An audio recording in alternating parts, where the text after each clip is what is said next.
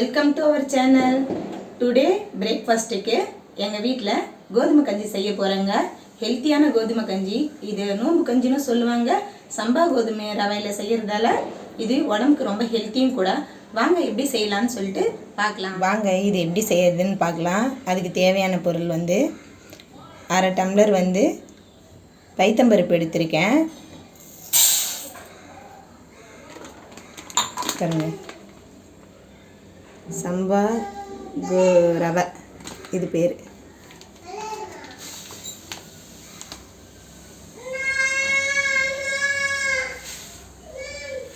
ஒரு டம்ளர் சம்பா கோதுமை ரவை, இன்னும் ஒரு அரை டம்ளர் எடுத்துக்கிட்டேன். மொத்தமாக 1.5 டம்ளர் சம்பா கோதுமை, அரை டம்ளர் பைத்தம்பருப்பு எடுத்துருக்கேன். எடுத்து இதை நம்ம ஒரு 5 நிமிஷம் ஊற வச்சுக்கலாம். அடுப்பு மேலே ஒரு கடாய் வச்சுக்கிறேன். இதில் 3 ஸ்பூன் எண்ணெய் சேர்த்துக்கிட்டேன்.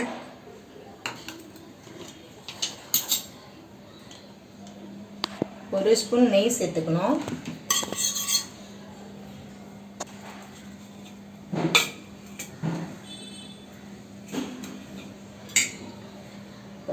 கால் ஸ்பூன் வெந்தயம், அரை ஸ்பூன் சோம்பு, 2 கிராம்பு, ஒரு பட்டை. இது தாளிக்கிறதுக்காக நம்ம சேர்த்துக்கலாம்.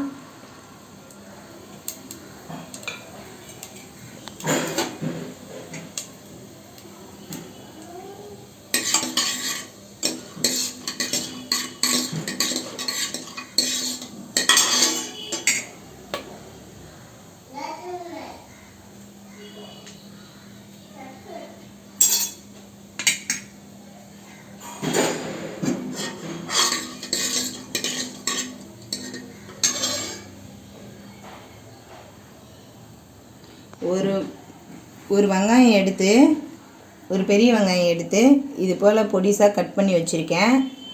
இது கூட சேர்த்துக்கலாம்.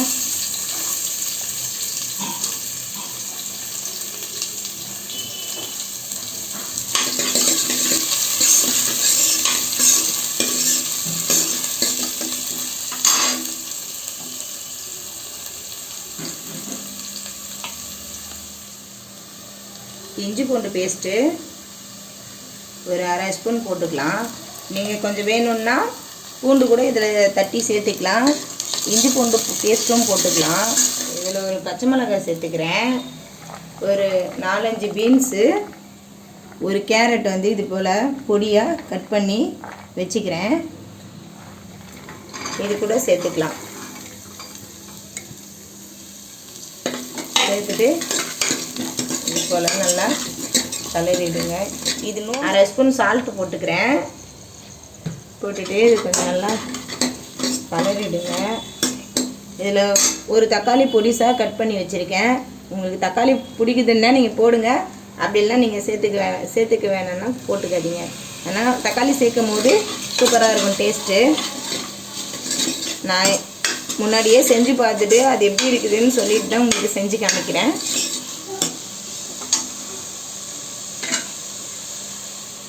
கொஞ்சம் போல் புதினா தழை எடுத்து கழுவி கட் பண்ணி வச்சுருக்கேன். இது கூட சேர்த்துக்கிறேன்.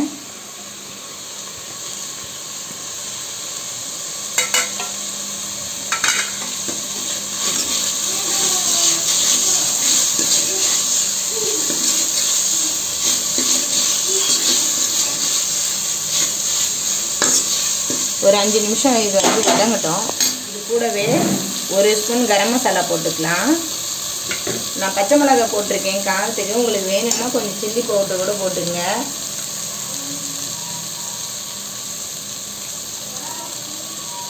ஒரு ஸ்பூன்லேருந்து 1.5 ஸ்பூன் கரம் மசாலா சேர்த்துக்கலாம்.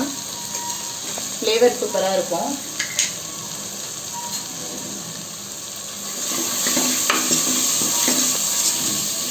இது நான் 10 நிமிஷம் போல் 10 நிமிஷத்துலேருந்து 5 நிமிஷம் ஊற வச்சு தண்ணி இல்லாமல் வடிகட்டி எடுத்து வச்சுருக்கேன். இந்த சம்பா கோதுமை ரவையும் பைத்தம்பருப்பும் இது கூட சேர்த்துக்கிறேன்.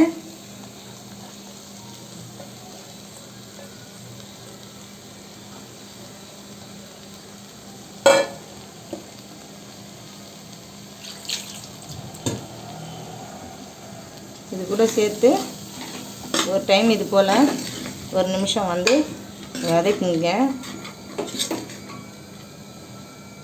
வதக்கிட்டு 1 டம்ளர் சம்பா கோதுமைக்கு 5 டம்ளர் தண்ணி வைக்கணும். 5 கப்பு தண்ணி வைங்க.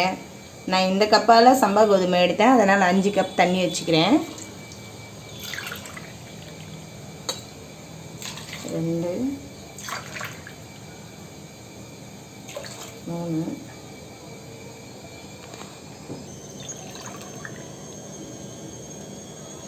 4 5. அதுக்கப்புறம் 1.5 கப்பு போட்டேன் இல்லைங்களா சம்பா கோதுமை, அதுக்கு வந்து இப்போ அந்த அரை கப்புக்கு வந்து ஒரு 2 டம்ளர் தண்ணி சேர்த்துக்கணும். 1 2 2.5. நான் மொத்தம் 7.5 டம்ளர் தண்ணி சேர்த்துருக்கேன். நீங்களும் எந்த கப்பால் நீங்கள் சம்பா கோதுமை எடுக்கிறீங்களோ 1க்கு 5 அந்த மாதிரி சேர்த்துங்க. பைத்தம்பருப்புக்கு எக்ஸ்ட்ரா தண்ணி சேர்க்க தேவையில்லை. கோதுமைக்கு சம்பா கோதுமைக்கு மட்டும் நீங்கள் தண்ணி சேர்த்து செஞ்சீங்கன்னா நல்லாயிருக்கும். உப்பு போட்டு இது கொஞ்சம் டேஸ்ட் பண்ணிக்கங்க. உப்பு அளவு எப்படி இருக்குன்னு சொல்லிட்டு உங்களுக்கு எப்படி தேவைப்படுதோ அது போல் வந்து சால்ட்டு சேர்த்துக்குங்க இதில். இப்போ நான் கரண்டி எடுத்துட்டு குக்கர் மூடிட்டு போகிறேன்.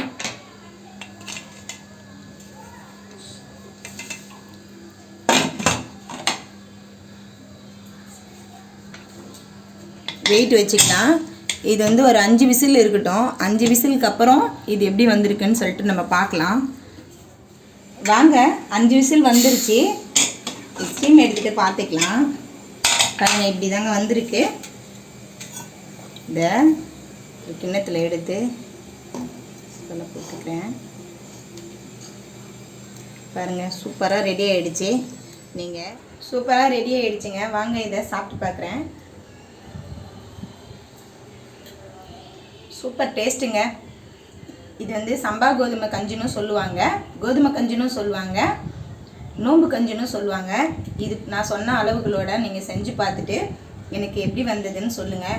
இது வந்து வெயிட் லாஸ் பண்ணுறவங்களுக்கும் இந்த கஞ்சி வந்து யூஸாக இருக்கும். உடம்புக்கும் ரொம்ப ஹெல்த்தியும் கூட.